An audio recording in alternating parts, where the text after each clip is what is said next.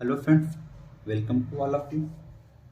आज के video lecture में हम लोग प्रेजेंट परफेक्ट टेंस के बारे में पढ़ेंगे। जैसा कि पिछले वीडियो लेक्चर में हमने प्रेजेंट इंडेफिनिट टेंस के बारे में पढ़ लिया है, उससे रिलेटेड एक्सरसाइज को भी कर लिया है, प्रेजेंट कॉन्टिन्यूअस टेंस को भी पढ़ लिया है और उससे भी रिलेटेड एक्सरसाइज को हमने पीछे कर लिया है।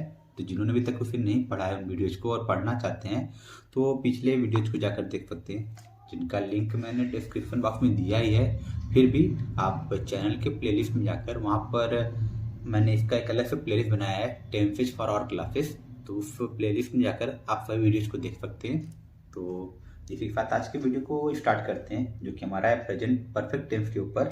तो पहली हेडिंग हमारी क्या है? पहचान। तो बार बार हमको टेंस के थ्रू हम लोग ट्रांसलेशन करना सीखते हैं हिंदी के वाक्यों को इंग्लिश में। तो हम लोग कैसे पहचानेंगे कि हिंदी का कोई वाक्य प्रेजेंट परफेक्ट टेंस होगा? तो मैंने लिखा हुआ है पहचान में हिंदी वाक्य की क्रिया के अंत में क्या आना चाहिए। जबकि कोई हिंदी का वाक्य लिखा हो उसकी क्रिया के अंत में आ जाए चुका है,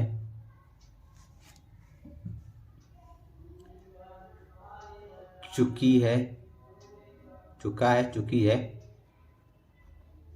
चुके हैं, या फिर क्या आ जाए आ है, आ है, ई है, या फिर ए है, ए है, आदि शब्द आ जाए। तो वहां पर कौन सा टेंस हो जाएगा? वहां पर हो जाएगा प्रेजेंट परफेक्ट टेंस। जैसे कि मैंने खाना खा लिया है। तो अब कुछ लोग कहेंगे पर इसमें से कोई पहचान नहीं मिल रहा है, तो ये कैसे प्रेजेंट परफेक्ट टेंस होगा? तो थोड़ा सब्र कीजिए और देखिए, ये या है आ गया है। इस या है में हम लोग देखेंगे, या लिखा हुआ है, इसमें आ की मात्रा तो जुड़ी हुई है ना। हमको ये मात्रा नहीं है कि किसी के लास्ट में खा लिया है, खा ली है, दे दिया है, दे दिए हैं। तो ये मात्राएं जो इनकी हैं, आ की मात्रा, बड़ी की मात्रा या फिर ए की मात्रा, ये शब्दों के साथ जुड़ जाएंगे। जो कि रिलेटेड वर्ब्स होंगे, क्रियाएं होंगी, उनके साथ ये शब्द क्या हो जाएंगे? जुड़ जाएंगे। और वो क्या बन जाएंगे? वो बन जाएंगे प्रेजेंट परफेक्ट टेंस। इसी तरह उसने, उसने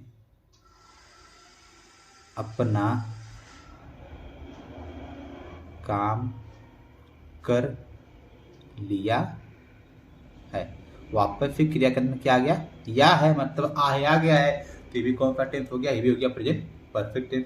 तो आज अब आपको समझ में आ गया होगा। तो अब बढ़ते हैं अगले हेडिंग की तरफ, अनुवाद के नियम। तो अनुवाद के नियम में हमारे पहला पॉइंट होगा हेल्पिंग वर्ब। तो इस टेंस का जो हेल्पिंग वर्ब होता है वो क्या होता है? वो या तो हैज होता है या तो क्या होता है होता है। मतलब जब भी प्रेजेंट परफेक्ट टेंस हमको लिखना होगा, ट्रांसलेट करना होगा, हम हेल्पिंग वर्ब हैज का प्रयोग करेंगे या फिर हैव का प्रयोग करेंगे। अब बात आती है किनके साथ हैज आएगा, किसके साथ हैव आएगा। तो जब सब्जेक्ट के स्थान पर क्या आ जाए? आई आ जाए, वी आ जाए, यू आ जाए, या फिर दे, अथवा करके, या अथवा क्या हो जाए? अथवा प्लूरल सब्जेक्ट, प्लूरल सब्जेक्ट आ जाए, तो इनके साथ हम लोग क्या प्रयोग करेंगे? इनके साथ हम लोग प्रयोग करेंगे हैव का। इसी तरह हैज किसके साथ आएगा? यदि सब्जेक्ट के स्थान पर ही आ जाए, सी आ जाए, इट आ जाए, अथवा क्या आ जाए? अथवा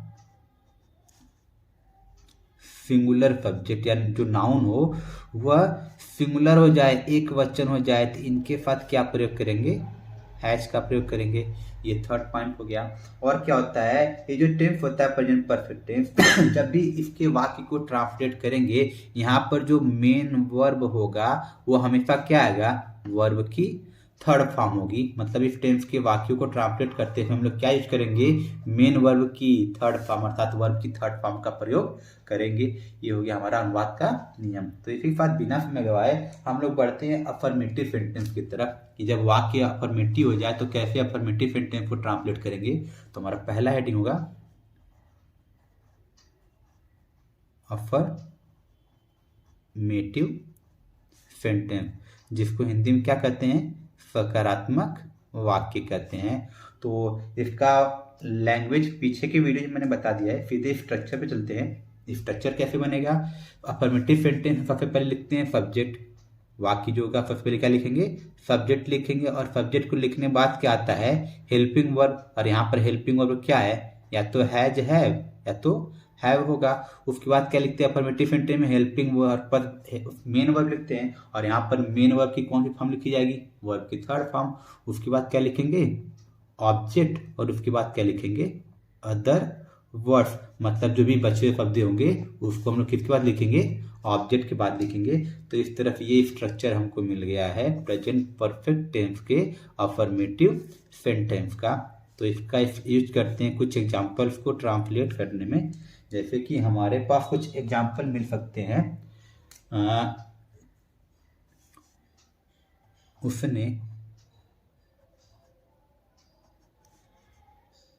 उसने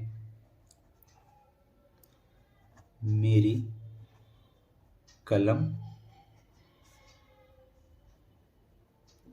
चुराया है, उसने मेरी कलम चुराया है। तो ये हमारे पास सेंटेंस है।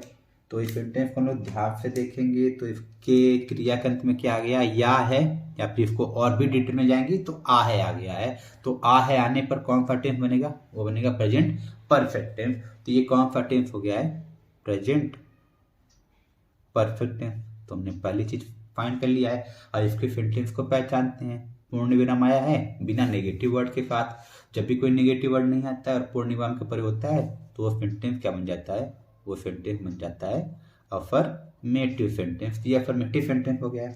तो अफर्मेटिव सेंटेंस का स्ट्रक्चर क्या कहलाता है, सबसे पहले क्या लिखना है हमको, सब्जेक्ट लिखना है।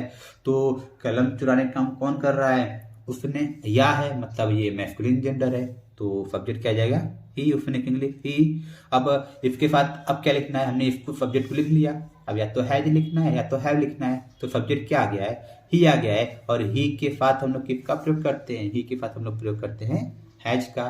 तो ये हो जाएगा ही हैज।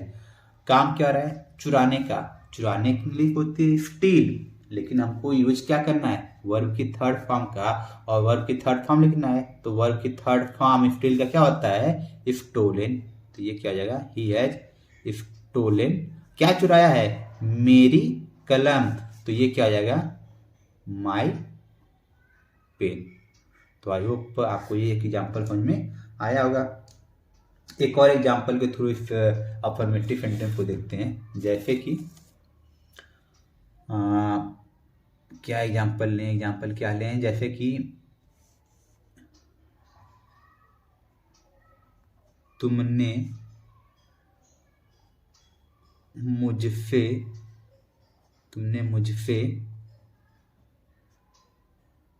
झूठ बोला है, तुमने मुझसे झूठ बोला है। तो ये एग्जाम्पल हमारे पास है। वापस से इसके टेंस और सेंटेंस को पहचानना चाहें तो यहाँ पर क्या आ गया है, आ है, बोला, ला है, मतलब आ है आ गया है। तो कौन सा टेंस बन गया, प्रेजेंट परफेक्ट टेंस। अब बात कर लेते हैं इसके सेंटेंस की। तो पूर्ण विराम है और पूर्ण विराम के साथ कोई नेगेटिव वर्ड नहीं है इस वाक्य में, तो सेंटेंस क्या हो जाएगा, अफर्मेटिव सेंटेंस। ये हो गया हमारा अफर्मेटिव सेंटेंस किसका, प्रेजेंट परफेक्ट का। तो वापस से सबसे पहले क्या लिखना है, सब्जेक्ट लिखना है। स्ट्रक्चर तो यही कह रहा है, सब्जेक्ट लिखना है। तो झूठ बोलने का काम कौन कर रहा है, तुमने के लिए यहाँ पे क्या लिखेंगे, यू। अब हमको हेल्पिंग वर्ब लिखना है, या तो हैज या तो हैव, और यू के साथ किसका प्रयोग करते हैं, यू के साथ प्रयोग करते हैं हैव का। तो ये हो जाएगा यू हैव। अब हमको काम क्या रहा है, बोलने का। अब क्या बोला जा रहा है, झूठ बोला जा रहा है। तो पीछे मैंने बताया हुआ है, जब बात झूठ बोलने की होती है तो झूठ बोलने के लिए हम लोग प्रयोग करते हैं टेल का। और टेल का थर्ड फॉर्म लिखना होगा, क्योंकि प्रेजेंट परफेक्ट में वर्ब की थर्ड फॉर्म लिखते हैं। तो टेल का थर्ड फॉर्म क्या होता है, टोल्ड। ये टोल्ड क्या बोला है, झूठ, टोल्ड अ लाई। अच्छा, झूठ बोला किससे, मुझसे। तो इसके लिए क्या हो जाएगा, टू मी। ठीक है। तो आई होप आपको अफर्मेटिव सेंटेंस को ट्रांसलेट करना आ गया होगा। तो इसी के साथ बढ़ते हैं नेगेटिव सेंटेंस की तरफ कि यदि नेगेटिव सेंटेंस आ जाए तो उसको कैसे ट्रांसलेट करेंगे। तो ये इसका नंबर सेकंड है, वो क्या आ जाएगा, नेगेटिव सेंटेंस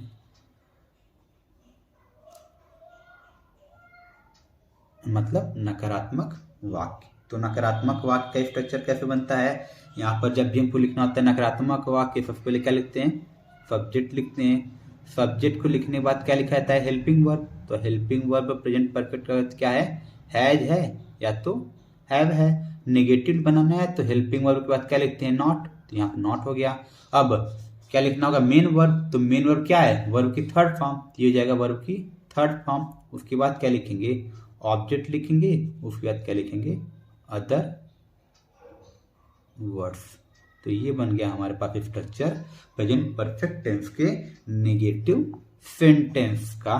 तो अब हमको इसका यूज करके कुछ वाक्यों को ट्रांसलेट करना है ताकि ये भी एक स्ट्रक्चर हमको समझ में आ जाए। जैसे कि हमारे पास एक एग्जाम्पल दिया हुआ है, सुरेंद्र ने अपना काम खत्म नहीं किया है।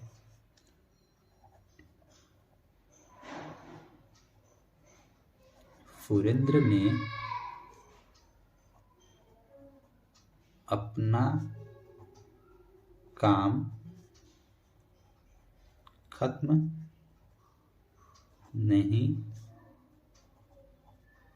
किया है। ये हमारे पास सेंटेंस है। तो टेंस और सेंटेंस पहचान लेते हैं, पहले यही काम हो रहा है। तो ये क्या हो गया, या है अर्थात आ है। तो टेंस क्या बन गया, प्रेजेंट परफेक्ट। और इसका सेंटेंस क्या है, अब इस बार देखिए पूर्ण विराम के बाद क्या आया हुआ है, नहीं शब्द आया हुआ है। तो सेंटेंस क्या बन जाएगा, नेगेटिव सेंटेंस। तो नेगेटिव सेंटेंस हो गया प्रेजेंट परफेक्ट टेंस का। इसको ट्रांसलेट करेंगे तो नेगेटिव सेंटेंस में सबसे पहले क्या लिखते हैं, सब्जेक्ट लिखते हैं। किसने अपना काम खत्म कर लिया है, सुरेंद्र ने। खत्म करने का काम कौन कर रहा है, सुरेंद्र ही कर रहा है। तो ये हमारा हो जाएगा सब्जेक्ट सुरेंद्र। और सुरेंद्र किसी लड़के का नाम है, सिंगुलर है। और सिंगुलर के साथ हेल्पिंग वर्ब क्या लगाएंगे, हैज या हैव। तो ऊपर मैंने बताया हुआ है कि जब सब्जेक्ट सिंगुलर होता है तो उसके साथ क्या लगता है, हैज लगता है। यहाँ पर हमने हैज लिख दिया। सेंटेंस नेगेटिव ये नहीं आया हुआ है तो हैज के बाद क्या लिखेंगे, नॉट। ये हो गया नॉट। Surendra has not. अब काम क्या आ रहा है, खत्म करने का। खत्म करने को होता है फिनिश, लेकिन वर्ब की कौन सा फॉर्म लिखना है, थर्ड फॉर्म। तो ये क्या आ जाएगा, finished. Surendra has not finished, क्या खत्म की नहीं किया है, अपना काम। तो यहाँ पर सुरेंद्र मैस्कुलिन जेंडर है, उसके लिए अपने की इंग्लिश क्या हो जाएगी, हिज। ये हो जाएगा हिज वर्क। तो आई होप आपको ये एग्जाम्पल भी समझ में आ गया होगा। तो थोड़ा बढ़ते हैं, एक आध एग्जाम्पल के और देखते हैं। जैसे कि हमारे पास ये एग्जाम्पल है, मैंने अभी तक लाल किला नहीं देखा है। मैंने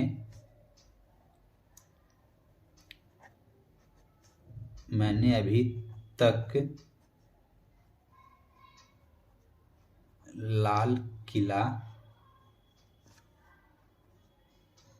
नहीं देखा है। तो ये हमारा अगला सेंटेंस है। फिर इसके टेंस और सेंटेंस को देखते हैं। आ है आ गया है, देखा है, काम तो देखने को रहा है, क्रियाक्रम में देखना है। तो आ है आ गया है, तो टेंस क्या बन जाएगा, प्रेजेंट परफेक्ट टेंस बन जाएगा। और इसका सेंटेंस क्या है, पूर्ण विराम है और उसके बाद क्या लगा हुआ है, नहीं। तो सेंटेंस क्या हो गया है, नेगेटिव सेंटेंस। तो ये नेगेटिव सेंटेंस है प्रेजेंट परफेक्ट टेंस का। तो सबसे पहले सब्जेक्ट, लाल किला किसने देखा है, मैंने। तो मैंने की इंग्लिश क्या यहाँ पे लिखेंगे, सब्जेक्ट लिखना है तो नॉमिनेटिव किसमें आई होता है, तो ये आई हो जाएगा। और आई जब लगता है तो आई के साथ हेल्पिंग वर्ब क्या आता है, हैव आता है। ऊपर ही मैंने बताया कि सब्जेक्ट के प्लेस पर यदि आई आ जाए तो आई के साथ हेल्पिंग वर्ब क्या प्रयोग करेंगे, हैव। तो यहाँ पर क्या हो जाएगा, have.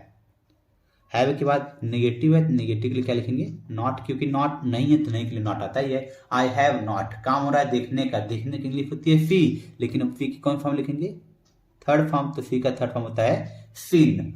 I have not seen, क्या नहीं देखा है, लाल किला। तो ये बिल्डिंग की बात करें तो द लगाएंगे article, the red fort.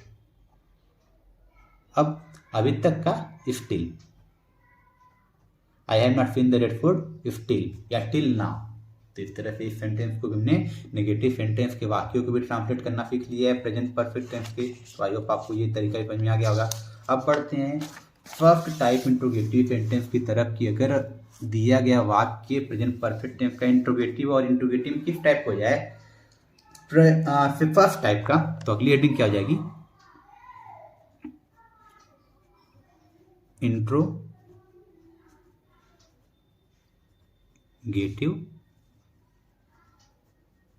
Sentence. तो इसमें फर्स्ट पार्ट क्या है, फर्स्ट टाइप, जिसको दूसरा नाम क्या दिया गया है, एफ या नो टाइप। तो जब भी ऐसे वाक्यों को हमको ट्रांसलेट करना होता है तो पहले हिंदी में इनका प्रारंभ किससे होता है, क्या से होता है। तो हम लोग अभी स्ट्रक्चर लिख रहे हैं तो स्ट्रक्चर पहले लिख लेते हैं। जब भी फर्स्ट टाइप लिखा जाता है तो उसमें सबसे पहले क्या लिखा जाता है, हेल्पिंग वर्ब। हेल्पिंग वर्ब क्या है सेंटेंस का, हैज या हैव। तो ये हो गया हैज या हैव। उसके बाद क्या आता है, सब्जेक्ट आता है। तो यहाँ पर हम लोग लिख लेते हैं सब्जेक्ट। उसके बाद आता है मेन वर्ब। तो मेन वर्ब क्या है, वर्ब की थर्ड फॉर्म। उसके बाद लिखते हैं ऑब्जेक्ट और इन द एंड क्या आता है, अदर वर्ड्स। तो ये स्ट्रक्चर बन गया हमारे पास इंट्रोगेटिव में पहले टाइप का, मतलब फर्स्ट टाइप या जिसको यस नो टाइप भी करते हैं। ये हमारे पास इसका स्ट्रक्चर हो गया है। अब इस स्ट्रक्चर का प्रयोग करके कुछ वाक्यों को ट्रांसलेट कर लेते हैं। जैसे कि हमारे पास एक एग्जांपल है, क्या अमिता ने मेरी प्लेट तोड़ दी है। क्या अमृता ने मेरी प्लेट तोड़ दी है। तो इस सेंटेंस को ध्यान से देखेंगे तो इसका टेंस क्या है, अंत में क्या आ गया, देखिए इस बार दी है अर्थात ई है आ गया है, और पीछे बताया पहचान में जब ई है आता है तो भी कौन सा टेंस बनता है, वो बनता है प्रेजेंट परफेक्ट टेंस ही बनता है। पहली चीज हमने पहचान लिया। आप टेंस की पहचान करते हैं, क्वेश्चन मार्क लगा हुआ, सॉरी सेंटेंस की पहचान करने के लिए क्वेश्चन मार्क लगा हुआ है तो पता चल गया कि इंट्रोगेटिव है। इंट्रोगेटिव में किस टाइप का है तो हम लोग देखेंगे इसका प्रारंभ किससे हुआ है, क्या से, मतलब ये फर्स्ट टाइप या यस नो टाइप हो गया है। तो इसके लिए सबसे पहले क्या लिखा जाएगा, हैज या हैव। लेकिन वो किसके अकॉर्डिंग आता है, वो आता है सब्जेक्ट के अकॉर्डिंग। प्लेट तोड़ने का काम कौन कर रही है, अमृता कर रही है। तो अमृता सिंगुलर हो गई, प्रॉपर नाउन है सिंगुलर। तो सिंगुलर सब्जेक्ट का क्या लगाते हैं, हैज लगाते हैं। तो ये क्या हो जाएगा, हैज। ये हैज हो गया। अब हमने इसका तो प्रयोग कर लिया, बचा अगला क्या लिखना है, सब्जेक्ट। सब्जेक्ट क्या है, अमृता। तो ये हो गया अमृता, हैज अमृता। अब काम क्या रहा है, तोड़ने का। तोड़ने की इंग्लिश होती है ब्रेक, जो कि वर्ब की फर्स्ट फॉर्म होती है। हमको लिखना क्या है, वर्ब की थर्ड फॉर्म, और ब्रेक का थर्ड फॉर्म क्या होता है, ब्रोकन। हैज अमृता ब्रोकन, क्या तोड़ा है अमृता ने, मेरी फ्लेट। तो ये क्या जाएगा, माई फ्लेट। तो इस तरह से इस वाक्य का ट्रांसलेशन हमने कर लिया है इंग्लिश में। एक और एग्जांपल इसका देखते हैं, क्या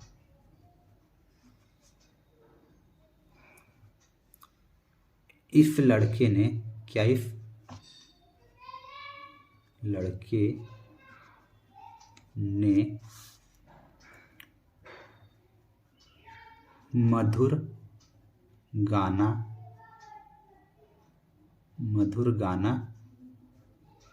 गाया है। तो ये हमारे पास अगला सेंटेंस है, अगला एग्जांपल। तो यहाँ पर भी क्या आ गया है, या है अर्थात आ है आ गया है। तो टेंस क्या बन गया, प्रेजेंट परफेक्ट टेंस। और इसका सेंटेंस क्या हो गया, क्वेश्चन मार्क। तो इंट्रोगेटिव हो गया है, तो कन्फर्म है। अब इंट्रोगेटिव में किस टाइप का हो गया है, इंट्रोगेटिव में ये हम लोग देखेंगे किससे प्रारंभ है ये सेंटेंस, क्या है। तो फर्स्ट टाइप हो गया। तो फर्स्ट टाइप में सबसे पहले क्या लिखेंगे, हेल्पिंग वर्ब। अच्छा, मधुर गाना किसने गाया है, इस लड़के ने, मतलब ये एक लड़के की बात किया जा रहा है, सिंगुलर है। तो सिंगुलर के बाद क्या लिखेंगे, हैज। तो ये क्या हो जाएगा, हैज। अब लिखना है सब्जेक्ट, गाना कौन गा रहा है, इस लड़के ने। तो ये क्या हो जाएगा, has this boy, has this boy. अब क्या लिखना है, वर्ब की थर्ड फॉर्म। तो गाने का काम हो रहा है, तो गाने की इंग्लिश क्या आती है, सिंग। और इसका थर्ड फॉर्म क्या होता है, संग। तो ये जाएगा, हैज दिस बॉय संग, क्या गाया है, मधुर गाना, संग अ स्वीट सॉन्ग। तो इस तरह से इस दिए गए वाक्य को हमने ट्रांसलेट कर लिया है। तो ये पार्ट ए था इंट्रोगेटिव का। अब इंट्रोगेटिव के पार्ट बी की तरफ बढ़ते हैं। पार्ट बी क्या था, पार्ट बी था सेकेंड टाइप, या फिर जिसको क्या बोला जाता है WH टाइप भी कहते हैं, WH टाइप। तो इसके स्ट्रक्चर की बात करेंगे तो जब इस टाइप की सेंटेंस का स्ट्रक्चर बनाना होता है तो हम लोग क्या करते थे, सबसे पहले क्वेश्चन वर्ड लिखते थे। तो ये क्या हो जाएगा, क्वेश्चन वर्ड, क्वेश्चन वर्ड। और क्वेश्चन वर्ड लिखकर पूरा फर्स्ट टाइप का स्ट्रक्चर कॉपी रहता था। तो क्वेश्चन वर्ड के बाद क्या आ जाएगा, हैज या हैव। उसके बाद क्या आएगा, सब्जेक्ट। उसके बाद क्या हो जाएगा, वर्ब की थर्ड फॉर्म। उसके बाद ऑब्जेक्ट, और इन द एंड क्या लिखेंगे, other words with question mark. तो ये हमको स्ट्रक्चर मिल गया है सेकेंड टाइप या WH टाइप के इंट्रोगेटिव सेंटेंस का। तो इस वाक्य को भी ट्रांसलेट कर लेते हैं इस टाइप के भी, जैसे कि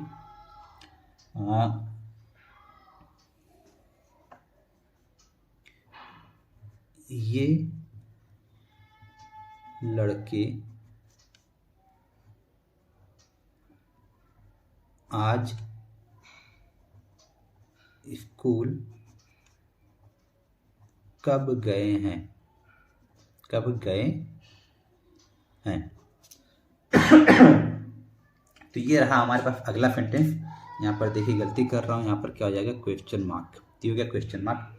तो अब इसको ट्रांसलेट करना है, तो ट्रांसलेट के लिए पहले टेंस पहचान लेती। ये हो गया ए है, तो ए है आ गए हैं, तो क्या टेंस बन गया, प्रेजेंट परफेक्ट टेंस, पहली चीज। और इसका सेंटेंस क्या बन गया, ये सेंटेंस इंट्रोगेटिव है। क्यों इंट्रोगेटिव है, क्योंकि क्वेश्चन मार्क लगा हुआ है। लेकिन कौन किस टाइप का इंट्रोगेटिव, उसको थोड़ा देखते हैं। क्या यहाँ पर क्या से प्रारंभ हुआ है, नहीं, यहाँ पर तो ये से प्रारंभ हुआ, तो फर्स्ट टाइप है नहीं। ये कौन सा टाइप हो गया, सेकेंड टाइप, क्योंकि क्वेश्चन वर्ड कहाँ पर आ गया है, वाक्य के बीच में। जब वाक्य के बीच में क्वेश्चन वर्ड आता है तो सबसे पहले हम लोग क्या करते हैं, दिए गए क्वेश्चन वर्ड की इंग्लिश लिखते हैं। स्ट्रक्चर भी यही कह रहा है, सबसे पहले क्या लिखना है, क्वेश्चन वर्ड। तो क्वेश्चन वर्ड क्या है, क्वेश्चन वर्ड हमारे पास है, क्वेश्चन वर्ड हमारे पास क्या है, कब, कब की इंग्लिश क्या होती है, व्हेन। तो ये हो गया व्हेन। अब क्या लिखना है हमको, सब्जेक्ट लिखना है, सॉरी हेल्पिंग वर्ब लिखना है। हेल्पिंग वर्ब किसके अकॉर्डिंग लिखना है, सब्जेक्ट के अकॉर्डिंग लिखना है। तो सब्जेक्ट क्या है, सब्जेक्ट स्कूल जाने का काम कौन कर रहा है, ये लड़के, मतलब प्लूरल है, लड़के प्लूरल है। क्योंकि ये लगा हुआ है, यह लगा होता तो ये सिंगुलर होता है, यह लड़का। लेकिन यहाँ पर ये लड़के लगा हुआ है तो प्लूरल है। और यहाँ पर देखिए है, तो यहाँ पर कहेंगे, यहाँ पर कहा जाएगा पर लड़के यहाँ भी है, लड़के यहाँ भी है। दोनों में फर्क क्या है, यहाँ पर है और यहाँ पर है लिखा हुआ है, तो है तो ये प्लूरल हो गया है। तो यहाँ पर क्या लिखेंगे, हेल्पिंग वर्ब हैव आएगा। तो व्हेन हैव, अब ये लड़के के लिए दीज बॉयज, दीज बॉयज। अब यहाँ पर देखिए डिफरेंस है, यहाँ पर बॉयज है और यहाँ पर क्या है, सिर्फ बॉय है, क्योंकि दिस के साथ सिंगुलर आता है और दीज के साथ क्या आता है, प्लूरल आता है। व्हेन हैव दीज बॉयज, काम क्या है, जाने का, जाने के लिए होती है गो, लेकिन वर्ब की कौन सी फॉर्म लिखना है, थर्ड फॉर्म, तो कौन हो जाएगा, when have these boys gone, कहाँ गए हैं, स्कूल। तो ये क्या जाएगा, टू स्कूल। अच्छा कब गए हैं, आज, आज के लिए टुडे। और लास्ट में क्या लगाएंगे, क्वेश्चन मार्क। तो आई होप आपको ये समझ में आ गया होगा। तो एक और एग्जांपल के थ्रू इसको समझते हैं।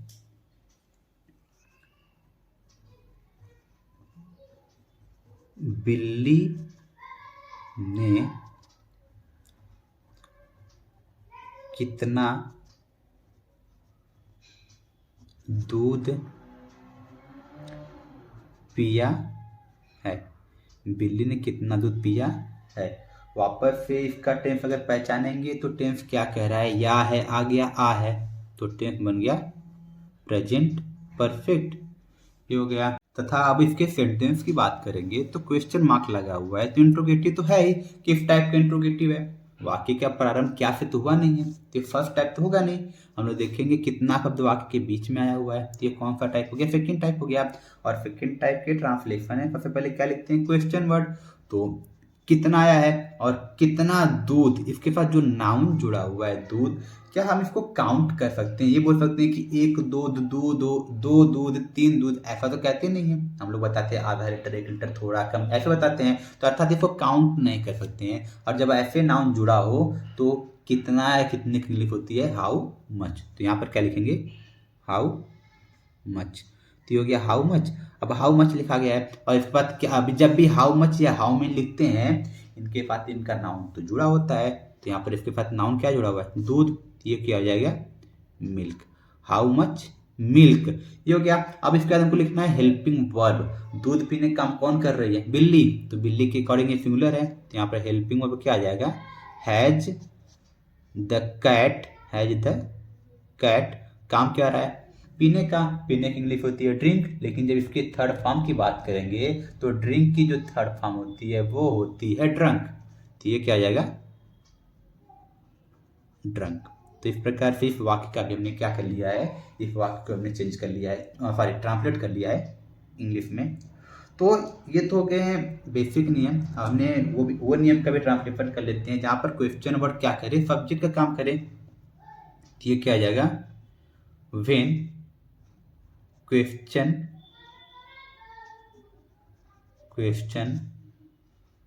वर्ड एक्ट एज सब्जेक्ट, अर्थात जब क्वेश्चन वर्ड क्या काम करेगा, सब्जेक्ट का काम करेगा, तो पीछे बताया हूँ ये या तो अफर्मेटिव के अनुसार ट्रांसलेट होगा या तो नेगेटिव के अनुसार। तो यहाँ पर जब इसका स्ट्रक्चर चाहिए तो ये क्या लिखेंगे, क्वेश्चन वर्ड लिखा जाएगा सबसे पहले, लेकिन ये किस रूप में होगा, सब्जेक्ट के रूप में होगा। उसके बाद क्या लिखेंगे, हेल्पिंग वर्ब हैज या हैव लिखेंगे। उसके बाद यदि नॉट होगा तो नॉट लिखेंगे, मतलब वाक्य नेगेटिव होगा तो नेगेटिव लिखेंगे, नहीं तो क्या लिखेंगे सीधे वर्ब की थर्ड फॉर्म, मेन वर्ब की थर्ड फॉर्म। उसके बाद क्या आएगा, ऑब्जेक्ट आएगा। उसके बाद क्या लिखेंगे हम लोग, अदर वर्ड्स। तो थोड़ा इसको भी फॉलो कर लेते हैं एग्जाम्पल के थ्रू। तो हमारे पास एक एग्जाम्पल मिल सकता है, जैसे कि यह कुर्सी किसने तोड़ी है, यह कुर्सी किसने तोड़ी है।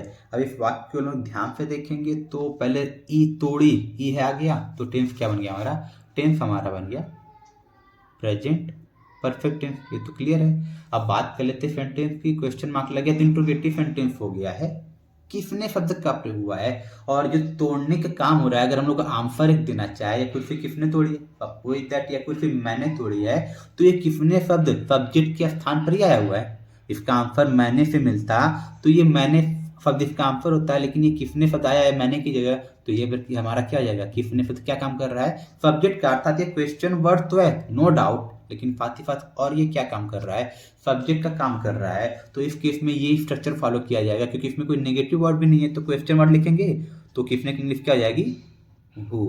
अब हु को कंसीडर करते हैं सिंगुलर, तो ये क्या आ जाएगा, इसके साथ क्या जाएगा हैज, तो हु हैज, काम हो रहा है तोड़ने का, तोड़ने की इंग्लिश होती है ब्रेक, इसका थर्ड फॉर्म क्या होता है ब्रोकन, हु हैज ब्रोकन, क्या चीज तोड़ा है, यह कुर्सी, तो दिस चेयर। तो आई होप आपको यह एग्जाम्पल समझ में आ गया होगा। तो इसी के साथ मैं आज के वीडियो लेक्चर कहीं पर ख़त्म कर रहा हूँ। अगले वीडियो लेक्चर में हम लोग प्रेजेंट परफेक्ट टेंस से रिलेटेड एक्सरसाइज को करेंगे। आज के लिए टाटा बाय बाय।